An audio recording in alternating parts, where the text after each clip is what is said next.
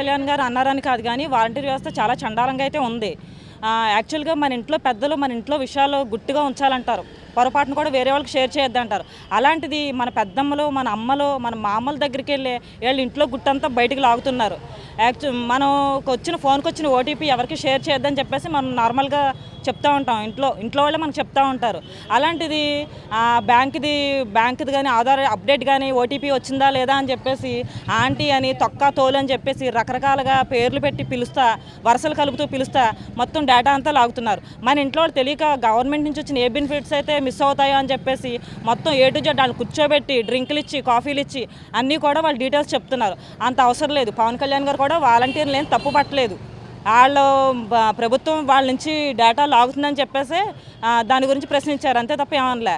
వాలంటీర్కి ఎక్కడికో పాదపూజ చేశారంట, పాదాలు కడుగుతూ ఏదో సంథింగ్ చేశారంట. వాళ్ళ ఇంటికి వెళ్ళి వాళ్ళ పిల్లలు షిట్ చేస్తే వాళ్ళు ముడ్లు కూడా కడగమనండి, అప్పుడు ఇంకా బాగుంటుంది.